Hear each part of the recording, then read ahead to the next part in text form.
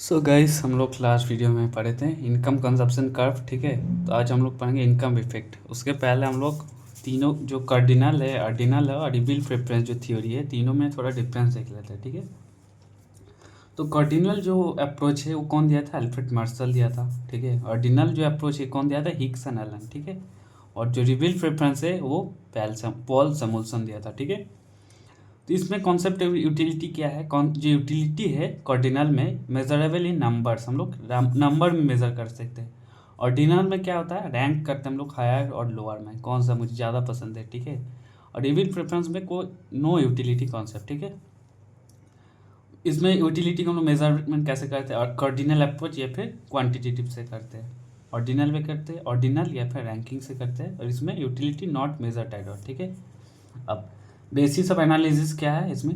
इसमें psychological satisfaction. ठीक है, और इसमें प्रेफरेंस इंडिफरेंस कर्व से हम लोग करते हैं, और इसमें जो है एक्चुअल कंज्यूमर चॉइस है उसके बेसिस पे हम लोग एनालिसिस करते हैं। ठीक है, कार्डिनल में जो की टूल होता है, मेन जो टूल है, मार्जिनल यूटिलिटी होता है। ठीक है, ऑर्डिनल में क्या होता है? Indifference curve and budget line करते हैं, और रिबिल प्रेफरेंस में क्या होता है?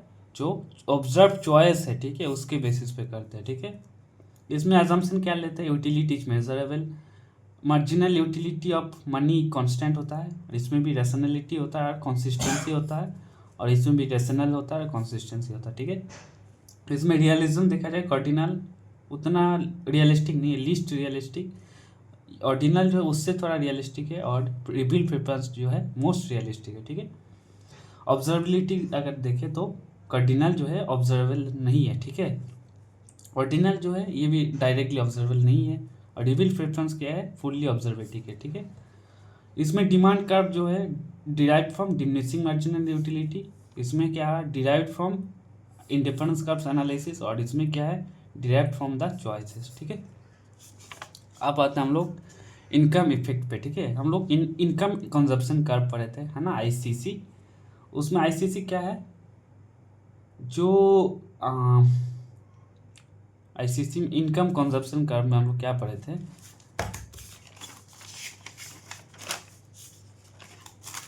जो हम लोग को जो इक्विलिब्रियम पॉइंट है ना, इक्विलिब्रियम जो पॉइंट है उसको हम लोग ऐड करके जो कर्व मिला था उसका हम लोग क्या बोलते हैं? Income consumption curve. ठीक है, अब इनकम इफेक्ट क्या आता है? इनकम इफेक्ट मतलब हाउ कंज्यूमर विल रिएक्ट। ठीक है, in regard of purchase when money income changes. ठीक है, जब उसका इनकम चेंज हो जाएगा तो कंज्यूमर कैसे रिएक्ट करेगा, जबकि उसका प्राइस सेम है, टेस्ट सेम है, सिर्फ इनकम चेंज है। ठीक है, तो कंज्यूमर का जो परचेजेस है गुड का, उसमें कैसे चेंज होगा? ठीक है, तो मान लो पहले 10,000 इनकम था, तो उस स्ट्रीट फूड खाता था, 30,000 पैसा इनकम हो गया तो रेस्टोरेंट में जाने लग गया, अब 1 लाख हो गया तो प्रीमियम डाइनिंग में जाकर खाना खाने लग गया। तो ये हम लोग इनकम इफेक्ट में शो करते हैं, जब उसका टेस्ट सेम है, ठीक है, प्राइस सेम है, तो उसका इनकम चेंज हो गया। ठीक है, तो उसका बिहेवियर जो है कैसे चेंज होगा? ठीक है, कंज्यूमर जो है कैसे रिएक्ट करेगा? ठीक है, अब इनकम इफेक्ट पॉजिटिव हो सकता है, नेगेटिव भी हो सकता है। ठीक है, पॉजिटिव कैसे होता है? जो नॉर्मल है, नॉर्मल गुड है, ठीक, इनकम बढ़ेगा तो कंजप्शन बढ़ जाएगा, fruit milk consumption, cloth, education, ये सब हो गया। ठीक है, अब नेगेटिव इनकम इफेक्ट क्या है? इनकम अगर उसका बढ़ जाएगा तो कंजप्शन कम हो जाएगा। ठीक है, या जैसे मान लो पहले उसका 10,000 इनकम था तो बस से जाता था। ठीक है, अब जब उसकी इनकम 1 लाख हो गया, ठीक है, अब वो अपना कार से जाएगा, अपना कार खरीद लेगा। ठीक है, पहले मान लो 40 रुपये का राइस खरीदता था, ठीक है, अब उसकी इनकम बढ़ गया। ठीक है, अब वो 60 रुपये का राइस खरीदेगा। ठीक है, तो लो क्वालिटी राइस, उसका इनकम बढ़ेगा तो कंजप्शन उसका कम हो जाएगा। ठीक है, तो जब रिचर होता है तो people shift to good better goods. ठीक है, तो ये हो गया इन्फीरियर गुड। अब आता है income consumption curve. Income consumption curve जो है इन्फीरियर गुड का जो कैसा होता है, ठीक है, वो हम लोग देखते हैं। मान लो इसमें जो है जब उसका इनकम IC1 था, ये इनकम कंजम्पशन कर्व 1, ये बजट लाइन 2 3, इस इनकम जब बढ़ता है तो बजट लाइन जो है पैरेलली शिफ्ट होता है। ठीक है, तो मान लो सबसे पहले वो Q1, जो Q1 इक्विलिब्रियम में L1 जो X है, L1 खरीदता था और ये P1 खरीदता था। ठीक है, अब जब इनकम उसका बढ़ गया, देखो X का जो है क्वांटिटी, ठीक है, एक्स का क्वांटिटी इसका कम होते जा रहा है, ठीक है, इसमें ये था, इसमें ये था, देखो कम होते जा रहा है, और वाई का कंजप्शन देखो बढ़ रहा है, ठीक है। तो वाई क्या हो गया, नॉर्मल गुड हो गया, और इसके इनकम बढ़ने से एक्स का जो कंजप्शन है कम हो रहा है ना, कम हो रहा है, हम लोग देख रहे हैं इसमें इसमें ऐसे कम होते जा रहा है। तो ये हो गया एक्स हो गया इन्फीरियर गुड, ठीक है, एक्स हो गया इन्फीरियर गुड, क्योंकि इनकम बढ़ने से एक्स का जो क्वांटिटी है कंजप्शन जो है कम हो रहा है, ठीक है, वाई बढ़ रहा है, ठीक है। तो एक्स हो गया इन्फीरियर गुड और वाई हो गया नॉर्मल गुड, ठीक है। अब इसमें देखते हैं, देखो एक्स बढ़ रहा है, ठीक है, इनकी इनकम बढ़ा, एक्स लेकिन बढ़ते जा रहा है ना, एक्स इसमें इतना था बढ़ रहा है, एक्स बढ़ रहा है, लेकिन वाई जो है देखो कम हो रहा है ना। तो इसमें क्या, वाई का कंजप्शन, इनकम बढ़ने से वाई का कंजप्शन कम हो रहा है, तो वाई इसमें इन्फीरियर गुड होगी, ठीक है। अगर कोई ऐसा ग्राफ दे दे तो इस वाला ग्राफ में क्या देख रहे हैं हम लोग, एक्स एक्स का कंजप्शन बढ़ रहा है, ठीक है, लेकिन वाई का कंजप्शन घट रहा है, ठीक है, वाई का कंजप्शन घट रहा है, तो वाई इन्फीरियर हो गया, एक्स नॉर्मल हो गया। इसमें क्या देख रहे हैं, वाई का कंजप्शन बढ़ रहा है ना, ऊपर जितना जा रहा है तो वाई का कंजप्शन बढ़ रहा है, एक्स का कंजप्शन लेकिन कम हो रहा है, तो एक्स क्या हो गया इसमें इन्फीरियर गुड और वाई नॉर्मल गुड, ठीक है। अब ये वाला ग्राफ देखता है स्थिति में, इसमें जो है गुड एक्स और गुड वाई, ठीक है। इसमें क्या है, वाई का कंजप्शन है, ठीक है, इनकम बढ़ने से वाई का कंजप्शन बढ़ रहा है, लेकिन एक्स का कंजप्शन जो है फिक्स्ड हो गया है ना, फिक्स्ड, वाई का एक्स का जो कंजप्शन है बढ़ नहीं रहा है ना, एक्स ऐसे ही हो गया है ना, लाइन है। तो एक्स जो है एक्स इसमें क्या हो गया, नेसेसिटी है, वाई हो गया लग्जरी, ठीक है। इसमें देख सकते हैं, इसमें क्या है, वाई का एक्स का कंजप्शन बढ़ रहा है, ठीक है, लेकिन वाई का कंजप्शन देखो सेम है ना। तो इसमें वाई जो है नेसेसिटी हो गई, एक्स हो गया लग्जरी, और ये क्या है, एक्स और वाई दोनों बढ़ रहा है ना, दोनों बढ़ रहा है, तो दोनों नॉर्मल गुड है, ठीक है। अब ICC2 में क्या होगा कि इनकम बढ़ने से both X and Y increase हो रहा है ना। इसमें क्या, ICC1 में क्या होगा, एक्स जो है, वाई जो है बढ़ रहा है, लेकिन एक्स फिक्स्ड है, ठीक है। तो वाई क्या हो गया, लग्जरी हो गया, और एक्स क्या हो, नेसेसिटी हो गया। और ICC3 में क्या है, वाई जो है कांस्टेंट है, लेकिन एक्स बढ़ रहा है ना, तो एक्स हो गया नेसेसिटी, एक्स हो गया लग्जरी, वाई हो गया नेसेसिटी।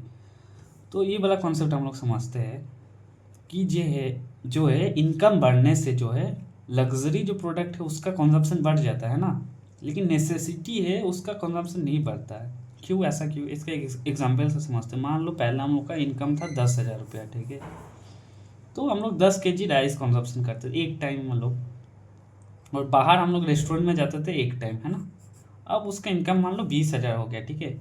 अब राइस मान लो कंजप्शन 11 kg हो गया, तो राइस वो जितना उसका कैपेसिटी है उतना ही नहीं खाएगा, ऐसा थोड़ी कि उसका इनकम मान लो बढ़ गया 50,000 हो गया तो उसका राइस का कंजप्शन बढ़ जाएगा।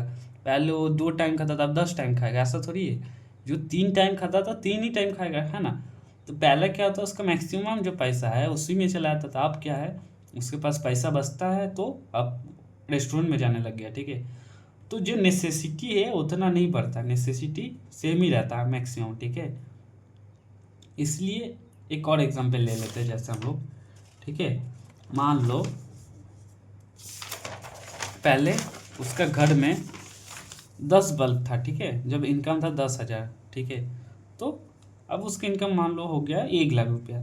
तो ऐसा थोड़ी कि घर में वो 50 100 20 30 100 200 बल्ब लगा लेगा, ऐसा थोड़ी है। बल्ब जिसको जितना चाहिए तो उतना ही लगाएगा, है ना।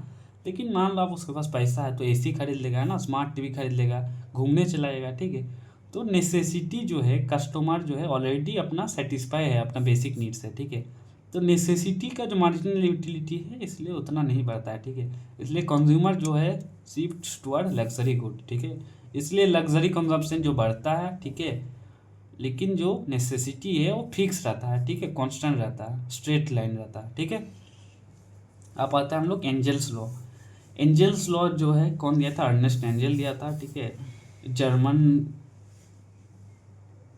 जर्मन स्टैटिस्टियन था एंजल, ठीक है। तो ये क्या बोला था कि इनकम जब इंक्रीज होता है the proportion of income spend on necessities, income जब बढ़ता है तो नेसेसिटीज में जितना प्रोपोर्शन वो खर्चा करता था वो कम हो जाता है, ठीक है। And that spend on luxury increases, percentage spend on luxury बढ़ जाता है, ठीक है। तो इसका अगर हम लोग शॉर्ट अगर डिस्क्रिप्शन दे तो क्या होता है, परसेंटेज स्पेंड ऑन लग्जरी बढ़ जाता है, परसेंटेज स्पेंड ऑन नेसेसिटी कम हो जाता है, ठीक है। मान लो उसका इनकम था 30,000 रुपया, ठीक है। अब फूड में खर्चा करता था 10,000 रुपया और ट्रिप्स में घूमने वूमने के लिए 5,000 रुपया, ठीक है। तो नेसेसिटी में कितना परसेंट खर्चा करता था, 20%, और लग्जरी में कितना खर्चा करता था वो 10%, ठीक है। अब मान लो उसकी इनकम हो गया 50,000 रुपया, अब फूड में खर्चा करता है 15%, ठीक है, और ट्रिप में खर्चा करता है 10,000, ठीक है। तो अब नेसेसिटी जो 20% से हो गया 30%, ठीक है, 30% खर्चा करते हैं, और लग्जरी में 20%। तो नेसेसिटी में बस देखो 10% बढ़ा है ना, 20% से 30% हुआ, लेकिन लग्जरी जो है 10% से 20% डबल हो गया।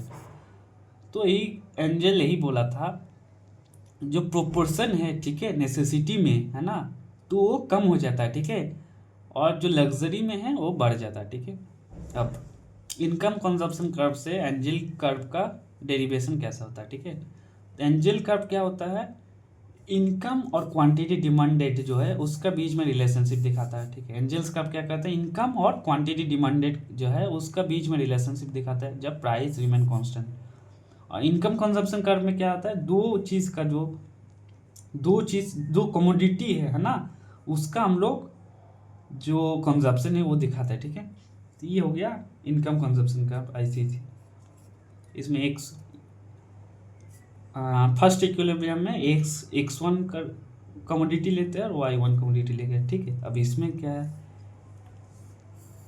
इनकम उसका पहले मान लो 300 था, अब उसका इनकम 400 हो गया, ठीक है। अब एक्स कितना लेता है, मान लो x2 लेता है, y लेता है y2, अब इसका इनकम बढ़ गया 500, अब एक्स लेता है x3 और y लेता है y3, ठीक है।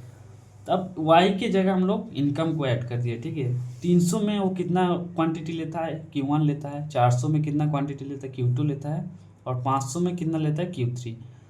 तो एंजल्स कर्व में क्या आता है, इनकम और कम्युनिटी के बीच में रिलेशनशिप हम लोग दिखाते हैं, ठीक है। इसका जो स्लोप होता है क्या होता है, स्लोप में ये वाला देखो, इनकम है ना, इनकम है तो इनकम बाय क्वांटिटी, ठीक है। तो स्लोप इज अगर del M by del X, income में कितना चेंज हुआ डिवाइडेड बाय क्वांटिटी में कितना चेंज हुआ, ठीक है।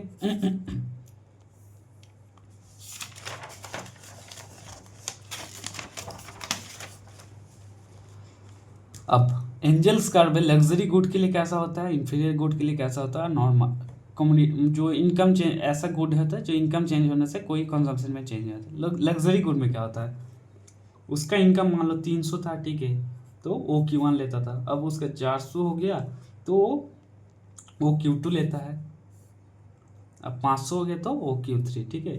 तो लग्जरी गुड में जो है ना, कंजप्शन जो है इनकम बढ़ने से कंजप्शन उसका बढ़ जाता है, बहुत ज़्यादा बढ़ जाता है, ठीक है। नॉर्मल गुड होता तो वो Q1 और Q1 Q2 ये जो है इक्वल रहता, लेकिन लग्जरी गुड है तो वो Q1 जितना है उससे ज़्यादा बड़ा Q1 Q2 होगा, ठीक है।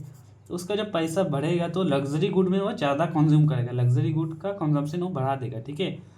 और इससे और बढ़ा हो जाएगा Q2 Q3, ठीक है।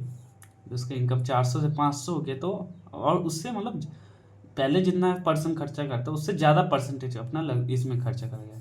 तो लग्जरी गुड में जो है ये वाला डिस्टेंस जो बढ़ते रहेगा, ठीक है। ये वाला जो और जो नेक्स्ट वाला होगा Q4 में मान लो 500 से 600 हो गया, ये वाला और बढ़ जाएगा Q4, इसका डिस्टेंस और बढ़ जाएगा, ठीक है। अब इंफीरियर गुड में क्या होता है, जो जब 300 इनकम था तो वो Q1 इतना लेता था सामान, अब उसका मान लो इनकम 400 हो गया तो उसका कंजम्पशन कम कर दिया, ठीक है। अब वो Q2 लेता है, कम हो गया, ठीक है। अब 500 इनकम और बढ़ गया तो अब वो Q3 लेंगे, तो उसका इनकम बढ़ने से कंजम्पशन कम हो जाता है, ठीक है। ये हो गया इंफीरियर गुड का। अब ये वाला देखो, कमोडिटी एक से इनकम उसका बढ़ रहा है लेकिन उसका कंजम्पशन कुछ फर्क पड़ रहा है, इनकम से सेम ही है ना, कंजम्पशन ना बढ़ रहा ना कम हो रहा, तो इनकम चेंज होने से कंजम्पशन में कोई चेंज नहीं हो रहा, ठीक है।